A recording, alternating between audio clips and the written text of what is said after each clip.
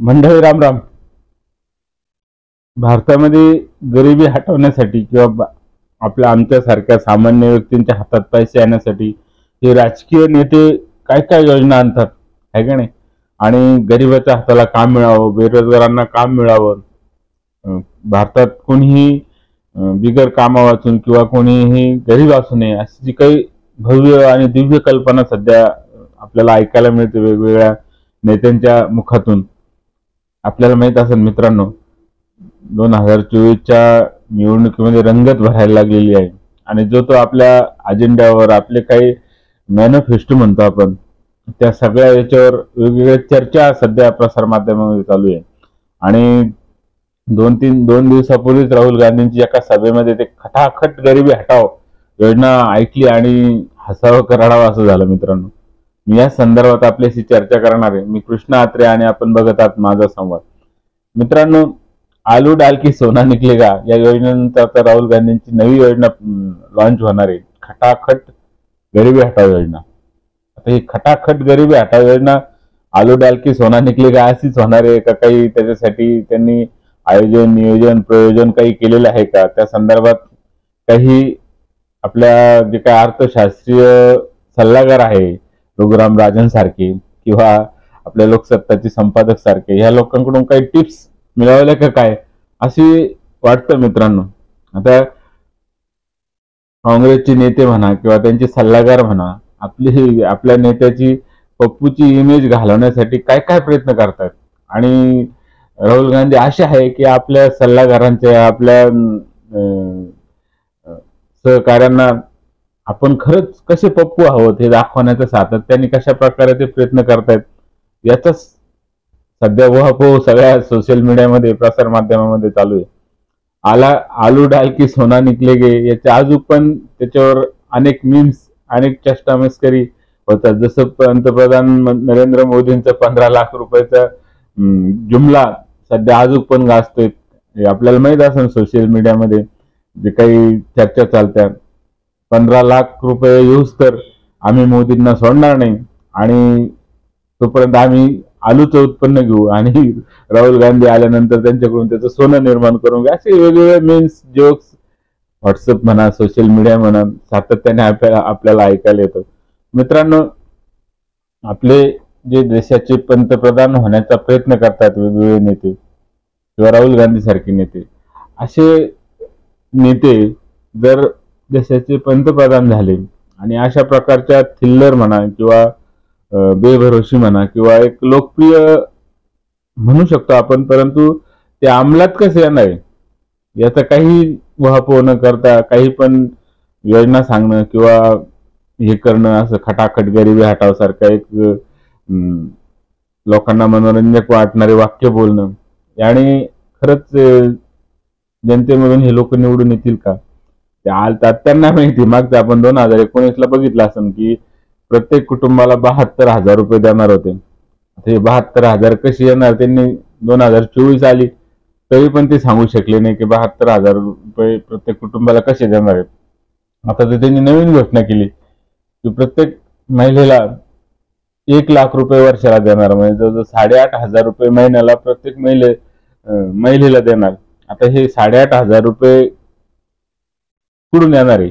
राहुल गांधी स्वतःच्या खिशेतून देणार आहे की ज्या काही वेगवेगळ्या धाडी पाडतायत नेत्यांच्या घरावर काँग्रेसच्या, या सगळ्या नेत्यांच्या धाडीतून मिळालेला पैसा गरिबांना वाटणार आहे याची काही कल्पना नाही मित्रांनो. याचा काही उहापोह सध्या होताना दिसत नाही. आणि मित्रांनो, या अशा प्रकारच्या घोषणा करताना आपली विश्वासार्हता काय आहे आणि ह्या अशा तकलादू घोषणा केल्यानंतर आपली विश्वासार्हता अजून कशी रस्ता जाईल याचं काही भान या नेत्यांना म्हणा किंवा नेत्यांना सल्ला देणाऱ्या लोकांना म्हणा काही आहे का नाही? म्हणजे सामान्य जनता माझ्यासारखा किंवा अगदी कशात हे नसताना सुद्धा तो म्हणतो काम न करता जर एवढे पैसे कस काय देऊ शकेल? आपण एखाद्याला 10 रुपये देताना सुद्धा 10 वेळेस विचार करतो की 10 रुपये मिळवण्यासाठी किती किती कष्ट पडलेले, आणि डायरेक्ट तुम्ही लाख रुपये जर देत असेल तर कल्याणच आहे ना, बरोबर आहे की नाही? पण या सगळ्या गोष्टीची उहापोह करताना मित्रांनो, 72 साली माझा जन्म पण झाला नव्हता त्या काळामध्ये, त्यावेळेस ह्याच राहुल गांधींच्या आजींनी ती घोषणा केली होती गरिबी हटाव. अजून काय त्यांच्या दृष्टीनं गरिबी हटलेली नाहीये, त्यामुळे ते खटाखट गरिबी हटवण्याची योजना घेऊन आलेली आहे. आणि मित्रांनो, अशा अशा प्रकारे योजना जर राहुल गांधी हे करत असेल तर त्यांचे दादा, आजी, वडील IT-50 पंतप्रधान होत्या. त्या काळात जगातले एक सर्वश्रेष्ठ अर्थमंत्री पंतप्रधान होते भारताचे. मग त्या काळात अशा योजना का येऊ शकल्या नाही? बरोबर आहे की नाही? अशा लोकप्रिय योजना जर त्यांनी आणल्या असत्या तर आज मोदी साहेबांचा उदयच झाला नसताना. आणि मोदी साहेबांचा जो काही जुमला ते म्हणतात 15 लाखाचा, तो पण असाच झाला असता.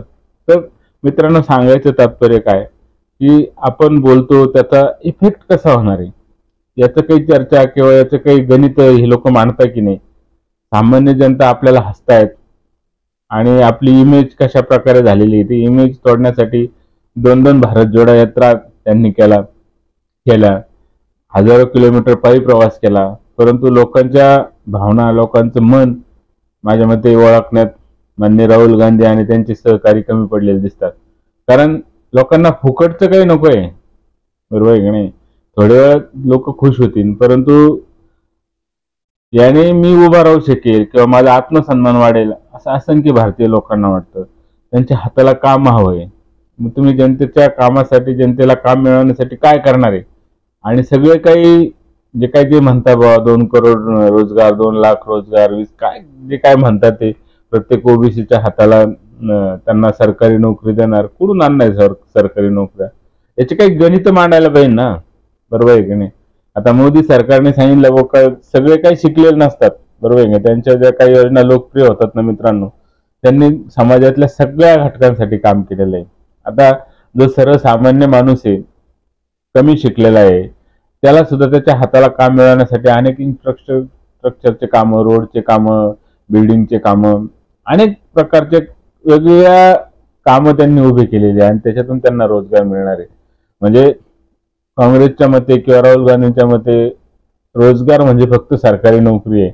आणि भारतीय लोकांची सुद्धा तीच धारणा आहे, रोजगार म्हणजे सरकारी नोकरी पाहिजे, काम नको, फक्त महिन्याला पगार मिळाला पाहिजे, अशी जी काही धारणा हे लोकांनी उभी केलेली आहे, त्याला शेत मोदी साहेब देतात. परंतु असंच खटाखट गरीब योजनेमुळे लोकांच्या हे होतात. परंतु या सगळ्यामधून आपली विश्वासार्हता पूर्ण होईल का? आणि लोक यांच्यावर विश्वास ठेवायला कारण नाही, विश्वास ठेवत नाही याला कारणच ते मित्रांनो, एवढ्या दिवस त्यांची सत्ता असून सुद्धा गरिबी हटलेली नाही.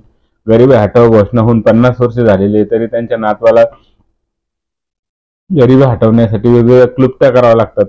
म्हणून हे सगळं राहुल साहेबांचं जे काय चालू आहे ते फक्त हास्य विनोदच म्हणून लोक बघतायत.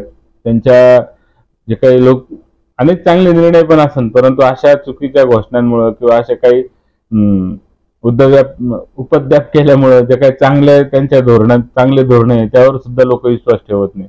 म्हणून लोकांना पटेल, लोकांना वाटेल की हे सहज शक्य आहे भाऊ, बरोबर आहे का? आता मोदी साहेबांनी 6,000 रुपये वर्षाला शेतकऱ्यांना देतात, ते सहज शक्य आहे, 6,000 रुपये देऊ शकतात. परंतु मी एवढे प्रत्येक महिलेला किंवा प्रत्येकांना एवढे पैसे देणं कुठून आणणार आहे? बरोबर आहे, त्याचे गणित मांडायला पाहिजे ना. जर तुम्ही सांगितलं प्रत्येक महिलेला 1 लाख रुपये, प्रत्येक महिन्याला 1 लाख रुपये देणार आहे, पण ते कसे देणार आहे?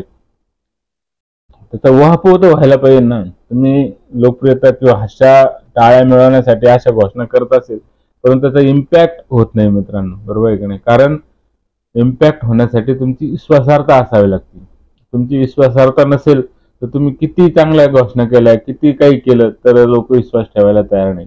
म्हणून माझ्या मते तरी, मी काय एवढा मोठा नाही, परंतु मला वाटतं मित्रांनो की यासाठी काँग्रेसच्या नेत्यांनी विचार करायला हवा. आपली संघटना, आपले जे काही लोक सोडून चालले, का सोडून जाते, लोकांमध्ये आपला कनेक्ट आहे का, आपल्या नेत्यांमध्ये आपला कनेक्ट आहे का, आपली संघटना कशी बळकट होईल आणि या संघटनेतून आपल्या ज्या काही योजना आहे प्रत्येक घराघरापर्यंत कसं जाईल, काँग्रेस देशाला कसं उन्नत करू शकेल, अशी काही धोरणं राबवून man to man, heart to heart जाण्याचा प्रयत्न हे लोक का करत नाही?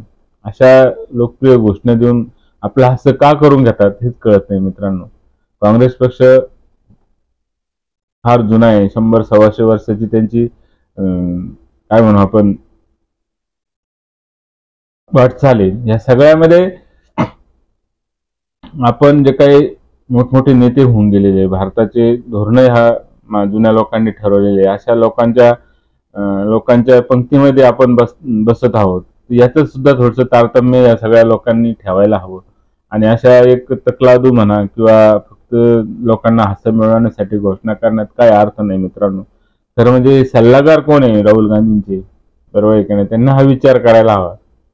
जसं आलू डाल के सोना निकलेगा ह्या सगळ्या गोष्टी अजून पण हसण्यावारी घेतात, तशीच या योजनेचे हसण्यावारी लोक घेतील आणि एक मनोरंजक पात्र म्हणून राहुल गांधींकडे पाहिलं जात आहे मित्रांनो. याचा कुठंतरी या सगळ्या लोकांनी विचार करायला हवा.